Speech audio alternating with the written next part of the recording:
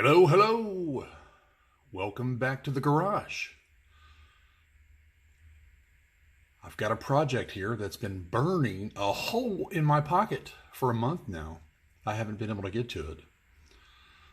I was really sick in bed and had a friend of mine knock on the door and hand me a present.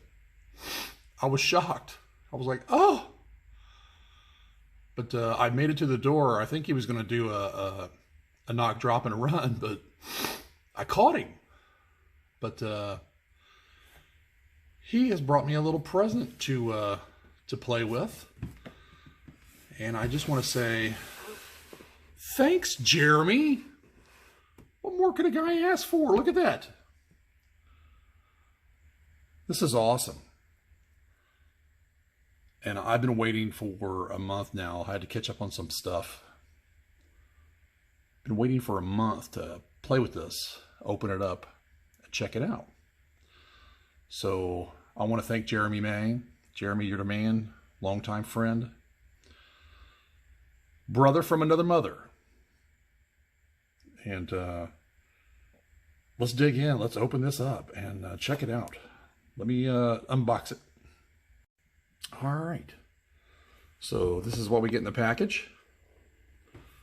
See, we got our controller, comes with a little charger, batteries already installed in the vehicle, some batteries for the controller, and some extra goodies, which I haven't opened up yet. But an Axial SCX24, this is the bomb. I mean, this is cool. I am stoked. I cannot wait to run this thing. So let me pop some stuff out of the package and let's look at each thing individually and see what we got. Okay. Looks like we got some spare parts. Look at that. Extra axle shaft, extra body clip, and some connecting rods. Nice. I like that they give you extra parts, just in case. You never can tell. Here's our little USB charger. USB LiPo charger. Max volt, 5 volt at 2 amps. That's basically the same power of what you get out of a USB. What I don't like is they don't come with a AC to USB adapter to plug it into, but I'm sure everybody has a phone charger somewhere that they could stick in there from. Looks like it's got a micro USB that connects into the side there.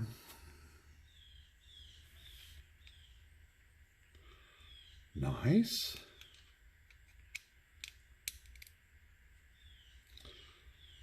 Okay. 4.2 volts, but we get a regular charger, so we'll just kind of set this to the side. We don't need that. And then we have the little daunting, what is this, 0.5 or something like that this thing takes. Yeah, we're gonna have to get a screwdriver.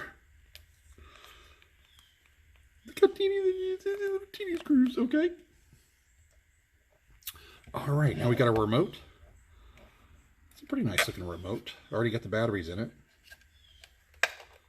Just flops into the bottom. Nice little wheel. It's got that little foamy stuff on it. I almost want to wear a glove every time I touch one of these because your body oils and stuff get on it. It's like sort of like my iRacing steering wheel for my computer. You know, this stuff just attracts oil from your skin, and pretty soon they become floppy looking. So I might try to see something to cover that, or we'll come up with something. And here's the controls.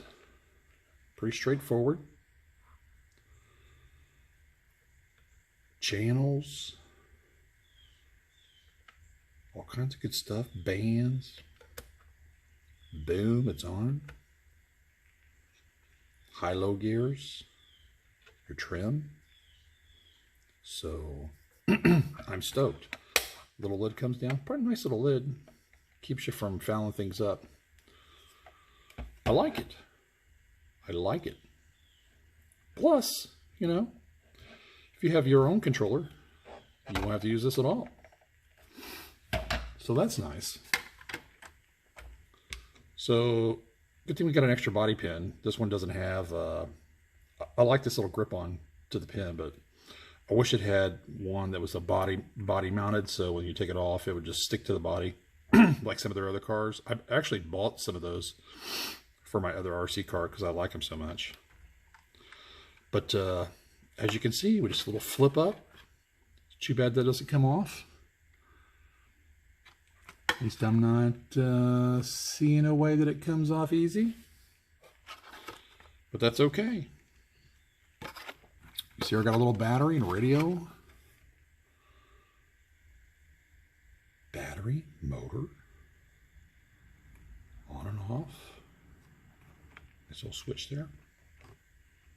There's our little LiPo battery already in place. We'll get that puppy charged up. Let's look at the suspension. Look at that. That just floats. It's got little springy, I'm sure they're not oil-filled shocks, but it's got some articulation. Gonna have to work on getting some shocks up there. They've got the servo rides right on the axle, and I can see that as a good thing because that'll provide some more weight. So that's kind of cool. We got some LEDs up front. This is cool. These tires, man, soft and supple. Got some edge grip there on the side. Very nice. Looks like everything meets there in the center. There's our axles, which look splined. So you get some articulation. Let's see what that looks like. Looks like that's offset a little bit. It is. Kind of goes straight and then off to the right.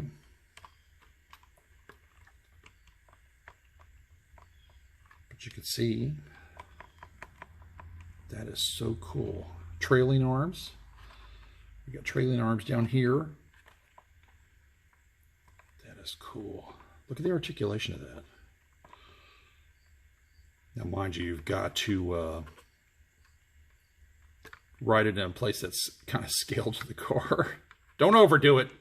It ain't that kind of thing. But the body's sweet. It's got a lot of detail. And you know, being a 1/24 scale, there's nothing that you couldn't, you know, a 1/25 scale plastic model kit, which I kind of have a ton of. Imagine doing a body up really nice and putting it on top of this thing. It'd be a little heavier, but... And they make all kinds of parts for this, which I'll show you in a little bit. What the possibilities could be. But that's just awesome. So let me take that battery out real quick and let's get her charged. Let's get some running done. Look at that. Ain't that Jeremy? You're just the most awesome person ever. Give me a second to get the battery going.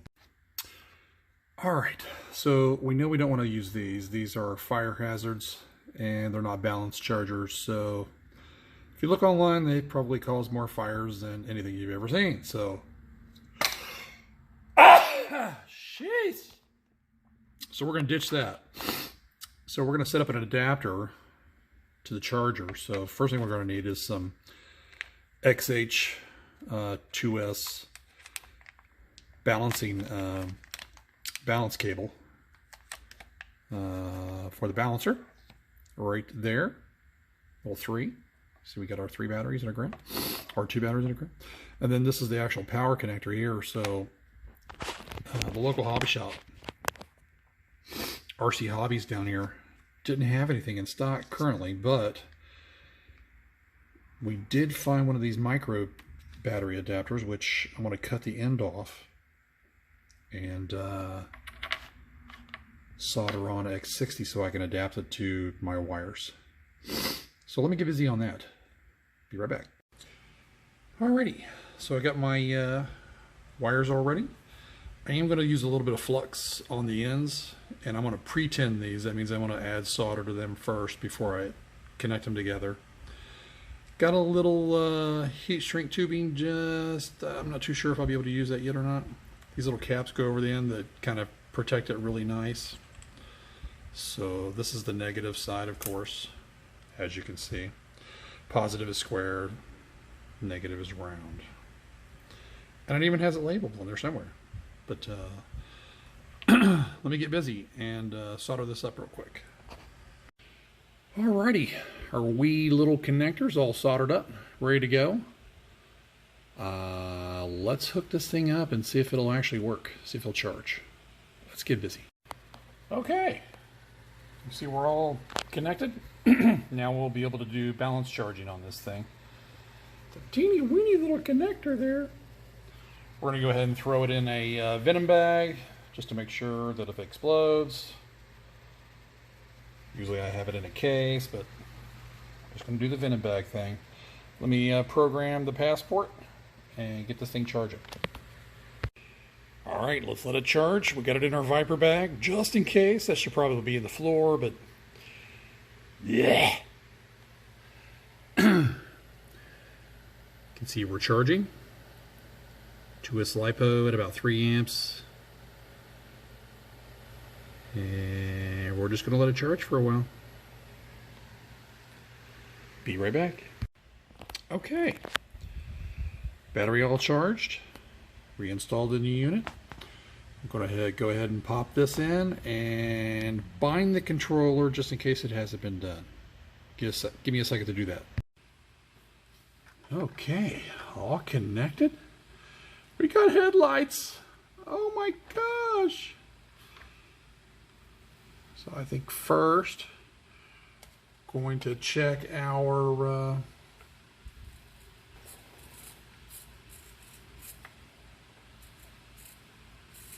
DNR trim to make sure we're not turning too far.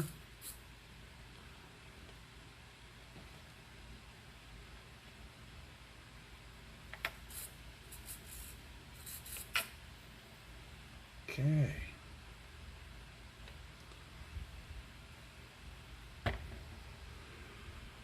Right, had to give it a little trim there.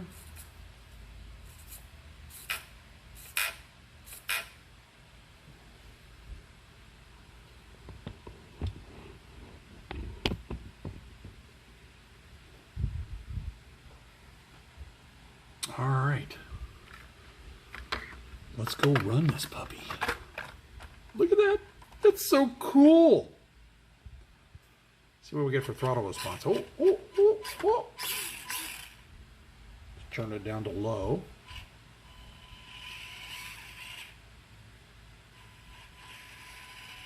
Okay, now we're talking. Let's go over something. Oh. Oh. Oh. Oh. All right. Let's go put it to its paces real quick. All right. So it's raining a little bit. So let's try in low gear. Oh, look at that. Oh, oh, oh. Oh, that is too cool. Back up a little bit. Look at that. That is the most... I'm stuck.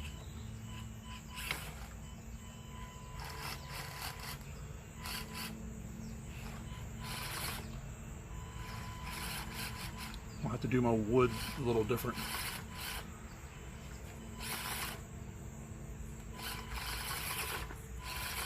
Look at that.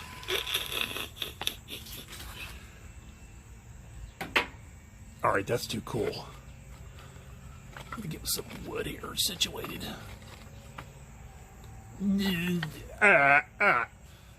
pretty hard to do by holding this and doing that at the same time, so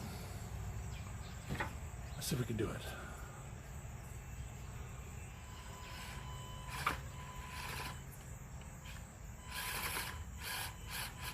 Oh, I'm hitting plastic. Yep, not getting no grip back there. Let's try it in the middle somewhere. All right, let's try that.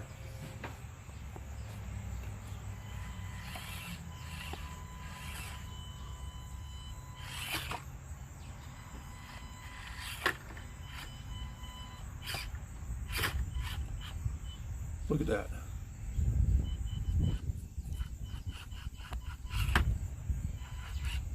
Now, if that ain't the baddest little thing you've ever seen in your life.